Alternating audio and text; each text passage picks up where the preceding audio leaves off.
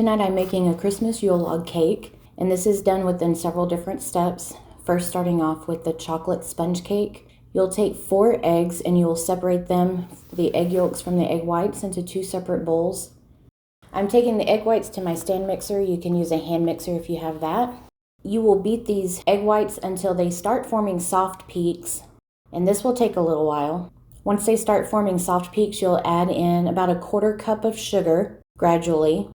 And once it's all in there, you're gonna let it beat and keep going until it starts forming stiff peaks. Stiff peaks means it won't fall back down once you lift the beater out. To the bowl with the 4 egg yolks, you will add another 1/4 cup of sugar and then start beating that until they appear pale and thick. I just used my whisk and let it go for about a minute or so. Once it became thick and pale in color, I added vanilla extract, and I don't measure that. I measure it with my heart. Then stirred that in, gave it a good stir. And then I set that to the side and grabbed another bowl and put in 1/3 cup of flour, 1/4 cup of cocoa powder, 1/2 teaspoon of baking powder, and 1/4 teaspoon of salt. It would be good to sift these together, but I don't have a sifter.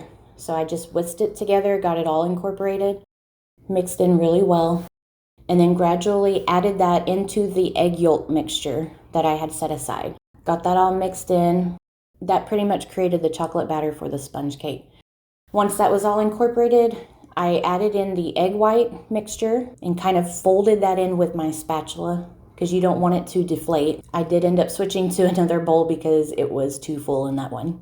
Again, just mixed it all together just until everything was incorporated. And then onto a cookie sheet or a jelly roll pan, I had a parchment sheet of paper on there and added the sponge cake mixture onto it, and then I spread it out as evenly as possible. And it is going to be a thin cake, so it won't take very long in the oven at all. I did have my oven preheated already to 350 degrees. Once it was evenly spread out, I put it in for about 12 to 15 minutes, just until it was done. Next, you'll take a kitchen towel and spread some powdered sugar on it very liberally because you do not want this cake to stick to your towel. Then while it is still hot, you'll flip the cake out onto that towel. Be careful when pulling back the parchment paper so that the cake does not tear. Once the parchment paper has been removed from the cake, while the cake is still hot, roll the towel up within the cake. This will help it for whenever it cools down, it will roll back without cracking.